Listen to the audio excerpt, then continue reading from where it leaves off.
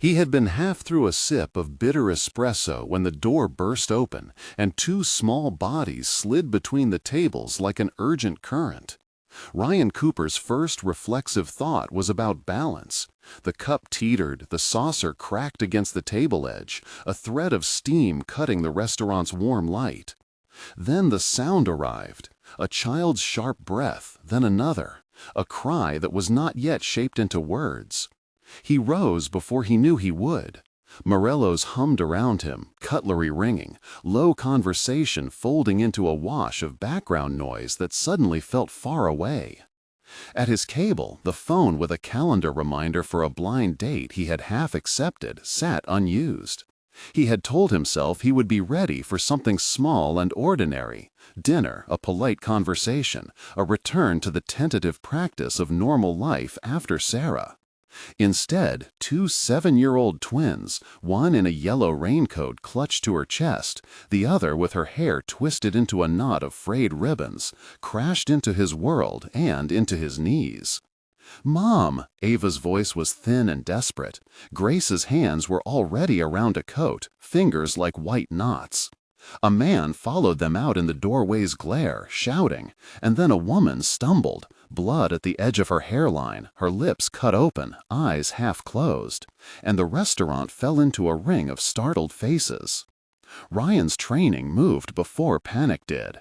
Years of working with patients, of reading bodies and routing pain into protocols had taught him that the first actions were the ones that kept people whole.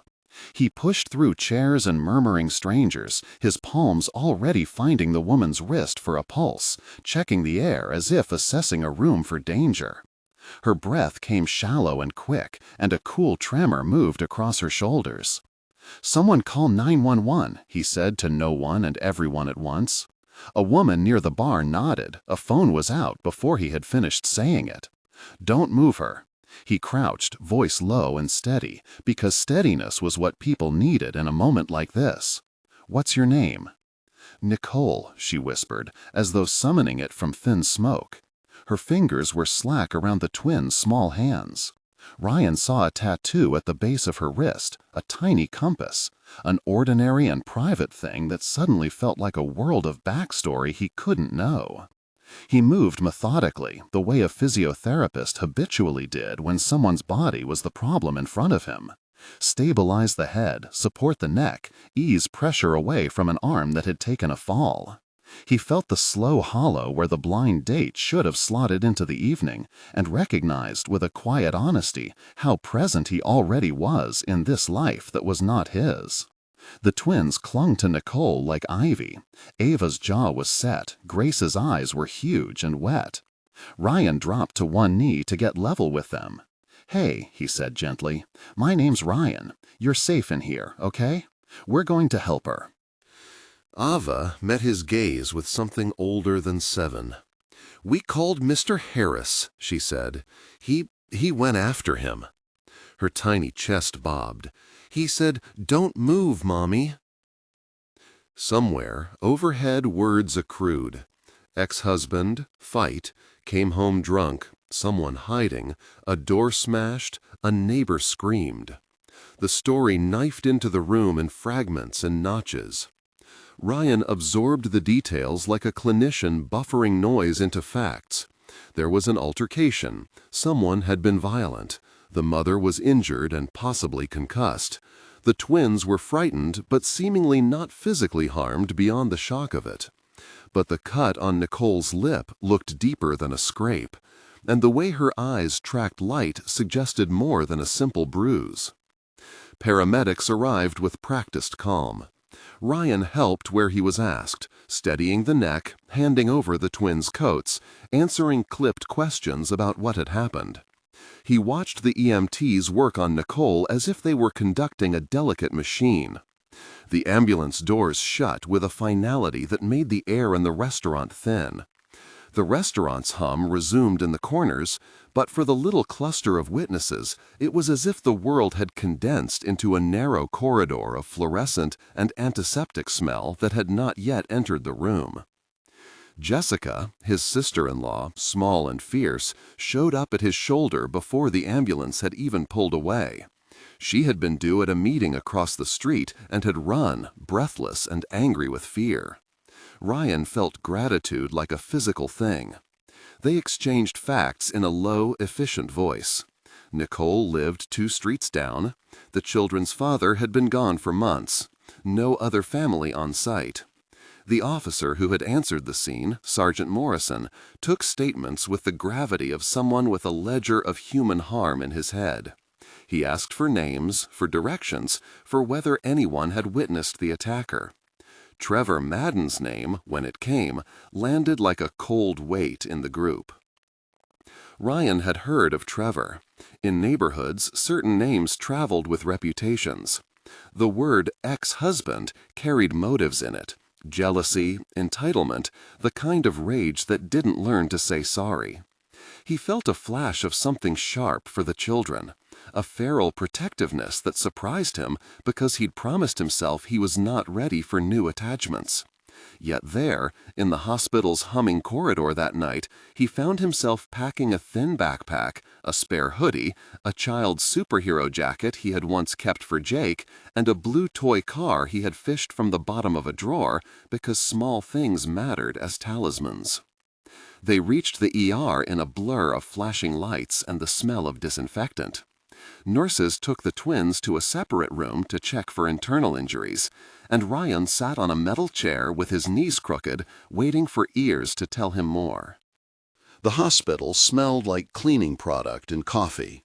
Fluorescent lights buzzed. The world felt both immediate and suspended. Minor contusions, the pediatric ER nurse said, thermometers and stethoscopes moving like instruments of reassurance. They're shaken but okay. We'll observe them and do a head scan because of the mechanism of injury, but right now— "Can I—" Ryan began, then realized what he meant. He had no legal authority, no kinship, besides a thread of connection born of crisis. But he could be present. He could show up. He had been showing up since Sarah died, to Jake's scraped knees, to late nights when the grief came in waves. Showing up was, he thought in that moment, a kind of grace. "Are you related?" the nurse asked. "No," he said, "but Jessica's here. They can call someone, but I can stay with them." That simple offer shifted the room angle by angle. A social worker, Patricia, appeared like someone who had walked a long path and learned when to accept help. She took details with a tenderness that felt professional and human at once. "Do you have contact information? Phone number? Any immediate arrangements for Jake?" she asked. He gave the number for his small apartment, thought of Jake at home with a sitter, and then imagined his son waking up to an empty house and a father who was not present. He agreed to take the twins until someone could be reached. It felt monstrous and necessary both.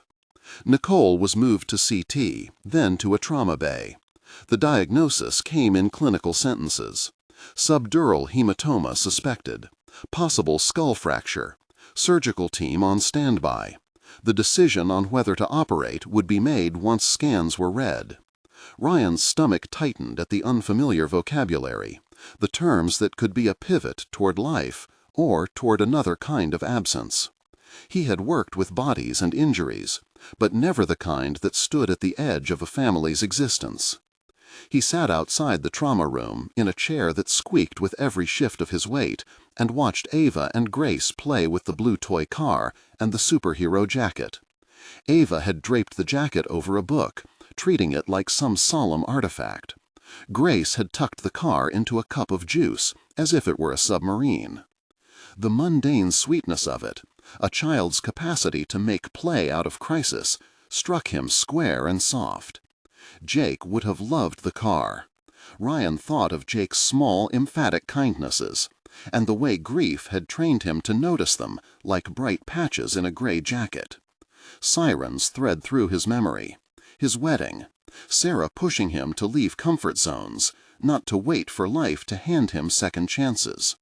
Later, when the surgeons spoke too quickly, in terms he had to ask them to slow down, he clung to the way the twins' eyelashes caught the light as they slept in the little cot chairs. Nicole's surgery lasted into the small hours. Ryan sat rigid and alert in a waiting room that felt like a lobby for suspended fate. He found himself telling bits of his own story to the sterile potted plant beside him, that he was a physiotherapist, that Sarah had been gone 5 years, that Jake, his son, was 4 years old and had a way of making empty chairs feel occupied. He said, "Thank you, God," under his breath when a nurse brought him coffee, not as a sermon, but as a raw little prayer surfacing in the dark. When they called his name, the surgeon's face was solemn and honest. "We did what we needed," Dr. Patel said. "We evacuated the hematoma and repaired the fracture. She came through the operation well, but we induced a medically controlled coma to reduce swelling. It's the best step for now. We'll keep her sedated on the ventilator, monitor intracranial pressure, and reassess in 48 hours. There's a road ahead. We can't promise outcomes yet."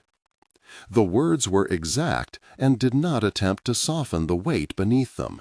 Ryan nodded as if he understood the medical maps of hope and risk even when his heart misread them.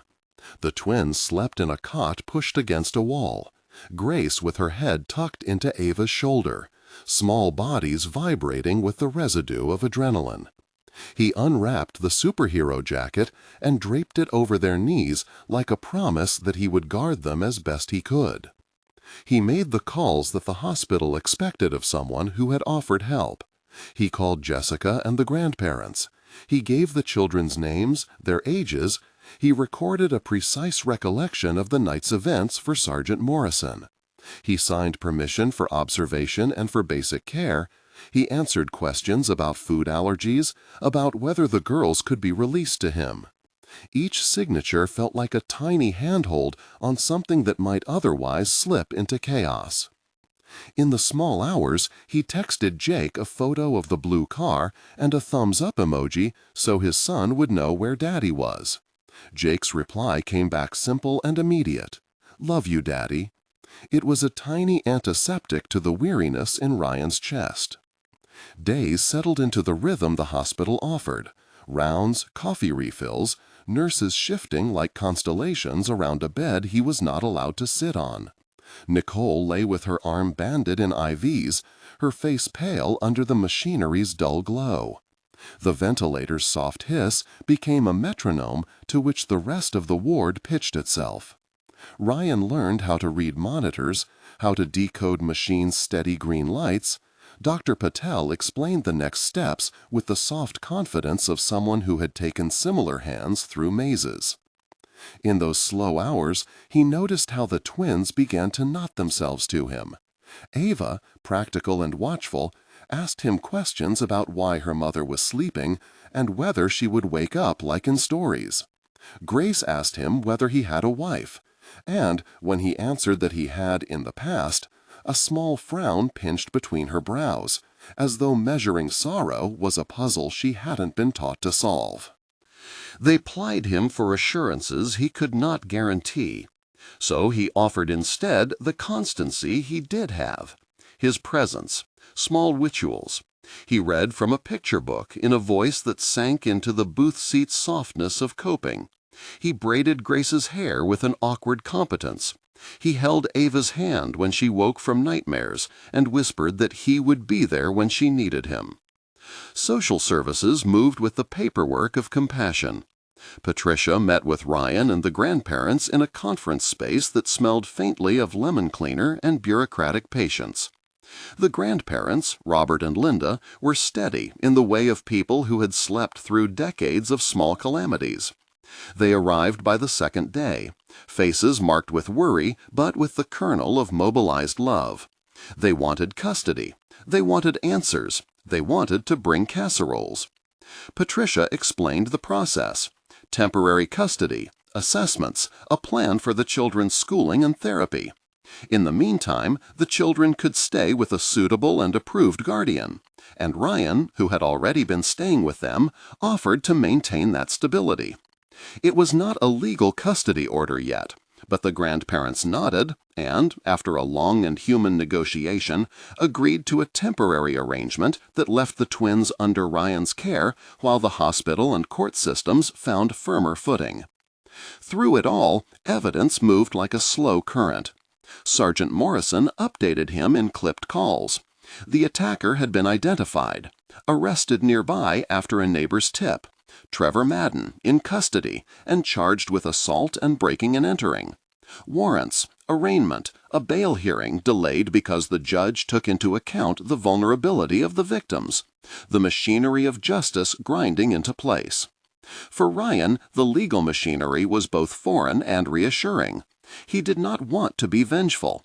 He wanted the system to do what it existed to do: protect, adjudicate, and keep harmful people from repeating harm. In the quiet between visits to Nicole's room and nights spent tucking the twins in with Jake asleep in a small pullout, Ryan had moments of an almost unbearable tenderness.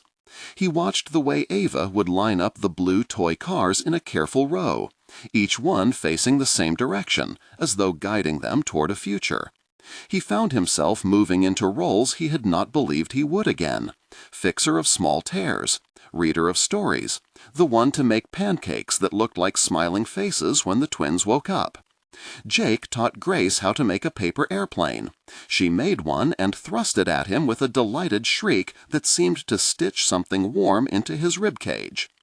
He lay awake some nights thinking of Sarah, how she had coached him through grief to be present, how she had insisted he not seal himself in the house like some relic of grief.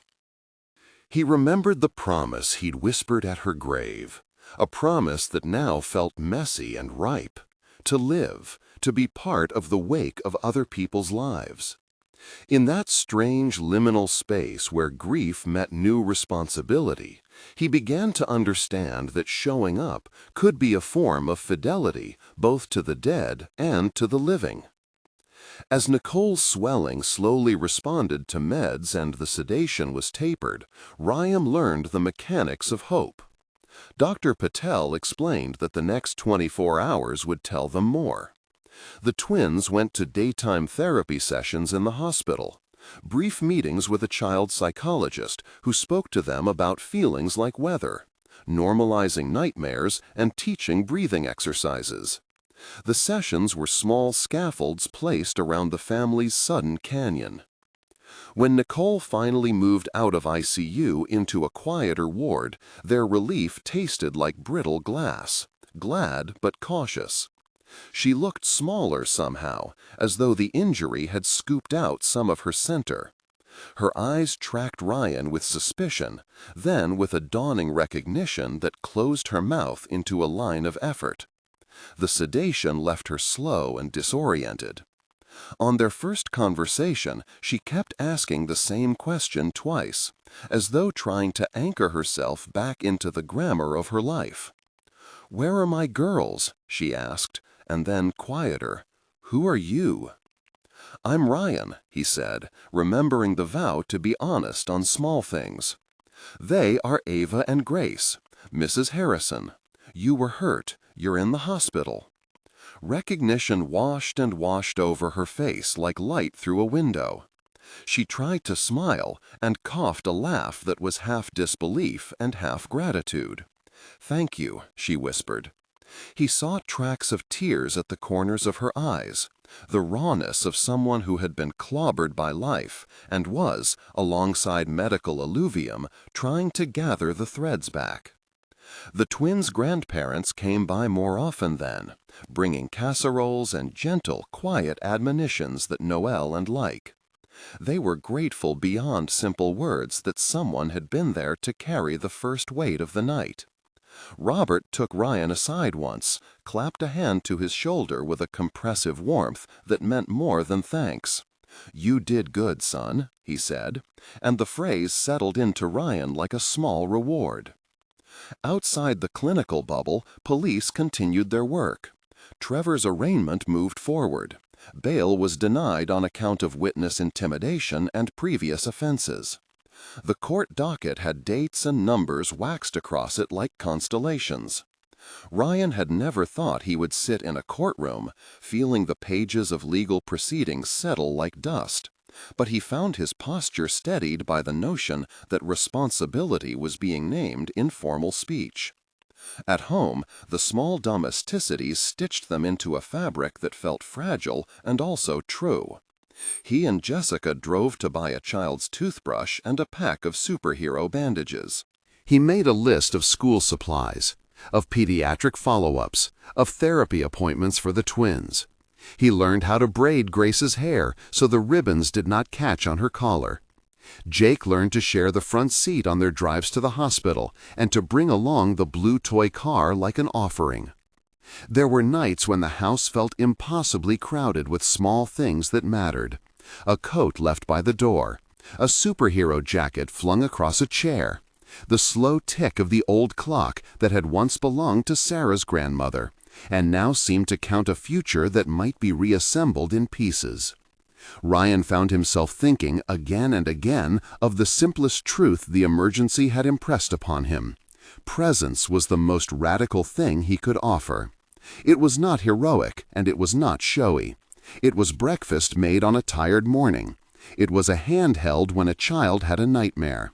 It was the steady calling of therapists and doctors and school counselors to stitch what pain had torn. When Nicole began to regain clarity, parts of herself came back quick and sharp.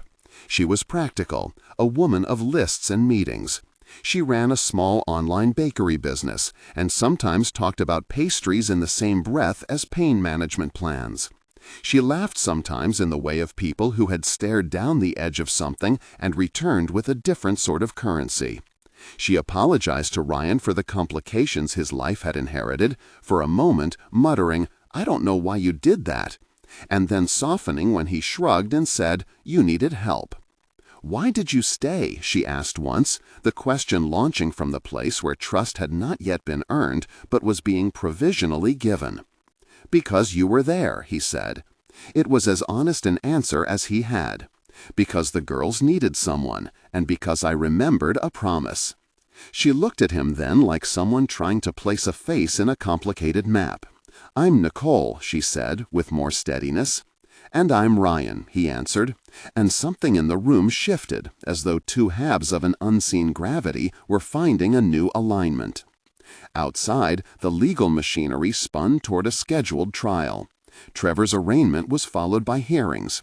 The community remembered the smallness of their street and the size of their shock. The press arrived in a small scrape of interest. Neighbors talked in tight, worried circles. Ryan received calls from Sergeant Morrison when updates were needed. Witness testimony compiling, victim statements lodged, evidence chain intact. The first night Nicole was allowed visitors in the recovery ward, the twins camped there like two small sentinels. Ava lay with a small sketchbook, a page of drawings showing houses with big doors and lighted windows. Grace shoved the blue toy car under the blanket and told Ryan earnestly that it was for the ambulance, in the sort of logic that made sense in a place where imagination served as life rafts. "Are you going to take care of us?" Ava asked him more plainly that night than affairs of the law ever would. Ryan felt the scope of the question. He had no legal guardianship yet. He had no guarantee. But he had the capacity to be present, and his throat tightened with the magnitude of being asked. "Yes," he said, and the word held small music, promise, not perfect plan. There were visits from therapists, from social workers, from the girls' grandparents. Each meeting played out like a parable of practical care. Who would take custody if Nicole could not? What resources were available for the girls' psychological recovery? What steps needed to protect them from further contact with Trevor? The lawyers spoke in patient, clean sentences. Patricia prepared a plan that balanced family rights with the children's safety. Robert and Linda, the grandparents, wanted to be the anchors, but acknowledged their age and the disruption to the twins' schooling and stability. They needed time. The system needed time. Ryan needed to learn how to be patient with a future that would not yield to a timetable he could command. In the lull between visits and court dates, small, significant rituals took root. Ryan and the twins made pancakes on Sunday mornings and insisted that chocolate chips were necessary for survival. They collected their mail together and counted it like a harvest. Jake helped Grace learn the letters she had missed in preschool. Nicole, when she felt up to it, taught them how to fold pastry in small, delicate ways, her bruised hands moving with the muscle memory of someone who had built a business out of touch and taste. Laughter threaded through the rooms, fragile but true, as if joy was a muscle that needed working after injury. One afternoon, months from the initial shock, Ryan sat on the porch steps of the small rental they had found while the court processed custody, watching Grace practice riding a bike with the blue car tucked in her basket like a talisman. The house was modest, 3 rooms and a kitchen with a crooked tile, but to him it already felt like a shelter constructed of living things. Laughter, pancakes, the smell of pastry from Nicole's tiny oven. He had been offered a mortgage pre-approval the week before. The idea of buying a house had once been a cruel, empty abstraction, but now it glinted like something attainable through small, steady acts. "Do you think she'll be okay?" Ava asked him in the doorway, curls catching the sunset. She had that rigid, practical face again, the one that had calmed the first night in the restaurant. "She's strong," he said, "and she's not alone." Ava considered it, then nodded, as if she had weighed probabilities, and concluded. "Good," she said, and returned to her bike training, like a captain steering toward shore. Ryan's grief was not erased by the newness of his life. It lived as a quiet undercurrent, he acknowledged in private. In the quiet mornings when he brewed coffee and lit a candle on Sarah's old windowsill. In the way certain songs would bring a hollow ache. But grief and love were no longer mutually exclusive. He could hold an empty chair at the same time as he held a child who needed a bandage. The trial loomed. Counselors prepared the children for what court would feel like. Formal voices, adults in suits, questions asked with clinical precision. Sergeant Morrison walked Ryan through the process. Arraignment done, evidence admitted, witness testimony lined out. When the day came, Ryan sat in the courtroom with Nicole to his right, the twins between them clutching his hand with their small nerves like a steadying rope. The prosecution's attorney spoke plainly about reckoning and about proving harm beyond reasonable doubt. Trevor sat at the defendant's table with an expression that suggested both anger and a brittle attempt at appearing small and harmless. The testimony was not a spectacle so much as a slow peeling back of facts. The children's voices were kept small and protected. Much of their testimony came through a forensic interviewer, their statements recorded to avoid re-traumatization. Nicole spoke, sometimes haltingly, sometimes steady, as she recounted the shards of that night. Ryan's own testimony, short, factual, about the call, about tending to Nicole, about the way he had helped the twins, felt like an act of citizenship as much as anything. When the verdict was read, the courtroom held its breath like a body waiting for a wash of good news. "Guilty," the judge said. Sentencing followed, and though it would not erase what had been done, it clarified responsibility in a legal register that felt like a kind of moral closure. The judge ordered a restraining order, a sentence that included mandated counseling and a custodial period. Trevor's name left the air, and the courtroom's tension eased in that small material way that law can sometimes create. On the way home, Ryan watched the twins chatter in the back seat, their voices lightening as if the burden of fear had been traded for a lighter load. "Do you think we'll have a big house now?" Grace asked, eyes shining with an idea both childish and luminous. "Maybe," he said. "We'll try." Nicole rested her head against his shoulder in the soft light. She looked at him with a mix of gratitude and something tender that had not yet been named. "You were there," she said simply. "You didn't have to be, but you were." "I was," he agreed. His hand found hers in the quiet of the car, and there was an unspoken consent in the squeeze. They moved through the months after that like careful gardeners rebuilding a burned plot. Therapy sessions became regular bricks of the week. Medication and monitoring became ordinary nouns instead of dramatic ones. Nicole rebuilt her bakery online with the help of an old friend who handled orders for delivery. Ava and Grace went back to school with accommodations in place. Jake and the twins formed a kind of sibling pact. He taught them a clumsy handshake that became their secret sign. When Nicole's doctor cleared her to travel for a small weekend away to test her stamina, Ryan offered to come along as guardian and driver. The trip was hesitant and, in its smallness, luminous. In a rented lakeside cottage, they sat with cups of tea and watched a sun drop like a coin into the water. Nicole laughed at a joke Grace told badly. Ryan watched her laugh and felt, in a place he hadn't expected, something like the beginning of hope that could be named without guilt. One evening, as the sky was bruising into purple, Ryan took a photograph of the three children sitting on a dock. Their feet dipped in the cold water, the blue toy car parked at the edge like a little sentinel.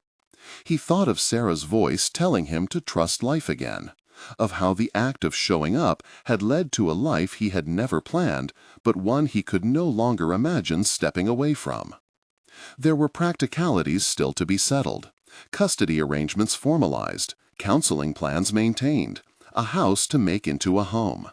But the legal verdict had been a threshold, and the daily practice of caregiving had become the new normal. He had learned to navigate sleep-deprived mornings and to translate doctor speak into sentences the children could understand. He had learned how to keep his grief from swelling into something that prevented him from loving. He had learned to be present in a dozen small quotidian witties: sugar in the coffee, a steady hand on the small of a child's back at night, a whispered promise before bedtime. On an ordinary Wednesday, months from the first night in Morello's, Ryan found himself kneeling in a furniture store aisle, with Ava perched on a ragged sample couch and Grace dragging a throw blanket behind her like a cape. He told them they could choose a color for their new living room and watched them debate the merits of blue versus green with the seriousness of counselors. He realized then that his life had folded enough to make space for other people's needs, and that his integrity, the part of him that once closed itself off in the name of protection, had softened into something vibrant and generous. That evening, after the twins were tucked into bed in the small house they had chosen, a 2-bedroom with a backyard big enough for bikes and a mailbox set squarely in front of a small gate, Nicole and he sat at the kitchen table, under the low glow of a lamp. Outside, their shadows pooled together. "Do you want to stay?" Nicole asked, the question not about the roof, but about the logic of a life. Ryan held her gaze. He thought of Jake asleep 2 rooms over, of the way the twins had cried for their mother, in a voice that had once been the measure of his own helplessness, of the morning light on Sarah's old photograph. "Yes," he said, "I want to try." They spoke about marriage once, not as a sudden edict, but as a cautious possibility, a thing to be planned with care and with patience. They talked about what it would mean to raise 3 children together, to integrate households, to make room for grief and for joy.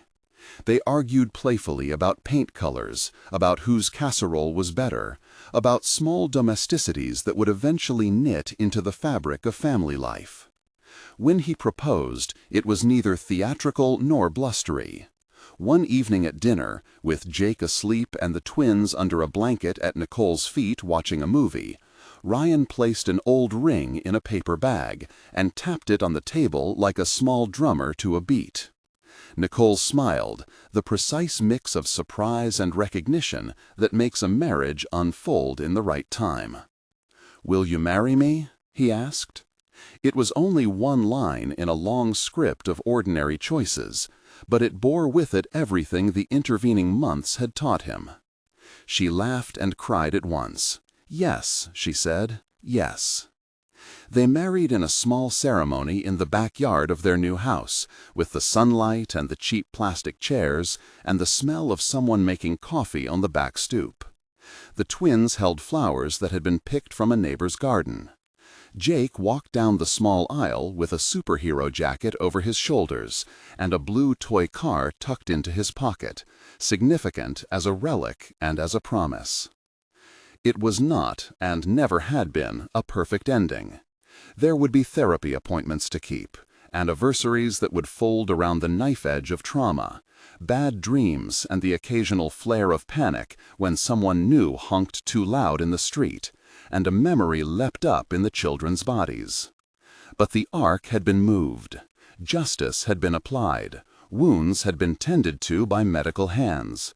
And the small, ordinary acts of care had created a household where safety could be practiced and rebuilt. On the first night in the new house, they sat on the sagging couch and watched the twins arrange all the blue toy cars in a long convoy. Nicole rested her head on Ryan's shoulder. Jake put his small hand in Ryan's. The streetlights outside threw long rectangles on the floor like promises of light to be claimed. "Thank you," Nicole whispered, not as a sermon or a creed, but as a human, private thing. He answered simply, because the words were true. "Thank you," he said, "for life, for company, for the chance to keep showing up." If faith lived here, it lived in the daily kindnesses, the meals cooked on tired nights, the rides to therapy, the quiet prayers said in hospital corridors, the way a small hand could steady a faltering heart. It was not miraculous in the headline sense. It was miracle in the patient material of human beings choosing to be present for one another. Outside, the house's porch light burned steady. Inside, the blue toy car sat on the coffee table like a small, weathered sentinel. The night folded around them, and in the rooms were 3 children breathing in time, adults mending and making, and a life that had been broken and, with many hands, put back together in a new shape. Dawn came soft and slow, like a promise kept. Through the thin curtains, the backyard was a quiet rectangle of pale light, and somewhere in the house a child sighed and turned. Ryan padded into the kitchen with a mug cupped in both hands, the steam making a little cloud that dissolved against the low ceiling. The blue toy car still sat where they'd left it on the coffee table. The twins' convoy had been rearranged into a new pattern overnight, the small world of their play evolving while the adults slept. Nicole appeared in the doorway with a robe tied tight and hair mussed in a way that made Ryan want to kiss the sleep from her eyes. They moved around each other in the small kitchen now so naturally that the old awkwardness had become an old song, familiar keys and the same chorus, only softer. She watched him, set plates on the table, and then reached to take his hand. For a long moment they stood there in the quiet of the morning, hands intertwined like an agreement. "School forms?" she asked, nodding toward the stack of paper on the counter. "Signed," Ryan said. "Permission slip, field trip, and the one that says Jake can walk home with a friend. I checked the route. Mr. Alvarez will meet them at the corner." "Good," she said. "We don't need any surprises this week." There were always possibilities of trouble. Unexpected calls from caseworkers, a therapy appointment that resurfaced a wound. But there were also rituals. The morning lunches, the packing of backpacks, the insistence that everyone brush teeth, the dismissal song they had made up together to get the twins into jackets.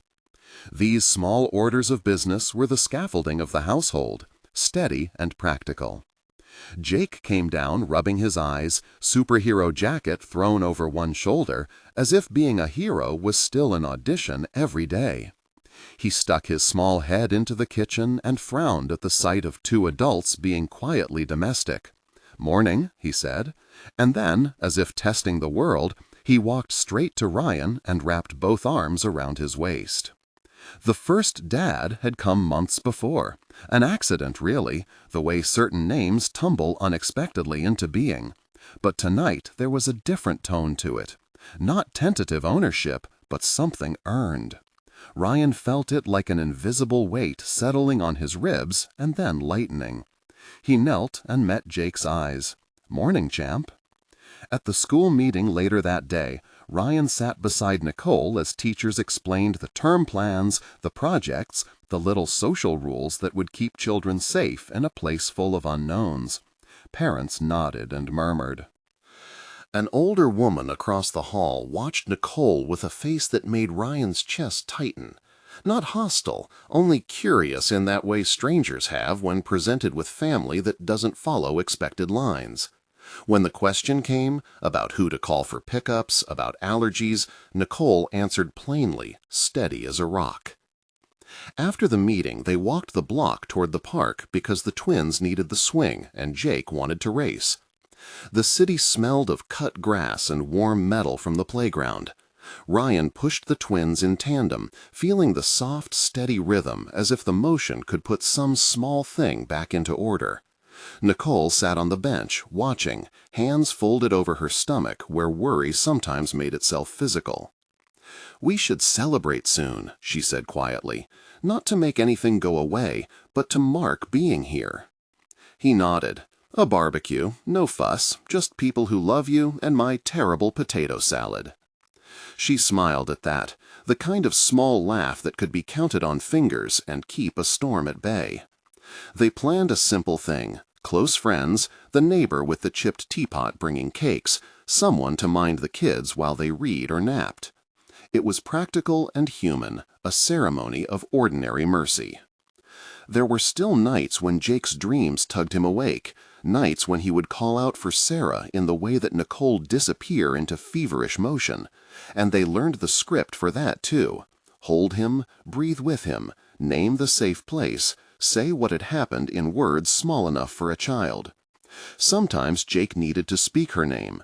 Sometimes he needed to be reminded of the care that remained. Once, when he couldn't be soothed, Ryan carried him into the kitchen and washed his face with cool water while Nicole hummed low until the fuss subsided. The ritual of washing, of bringing someone back to the present through tiny, sensible acts, became a kind of prayer. Therapy appointments offered maps to the inner rooms where the wounds had lodged. They met with a counselor who favored blunt questions and a soft humor. The twins drew pictures of houses with big doors. Jake handed the counselor a drawing of a family that had 5 figures instead of 3, labeled with tentative names.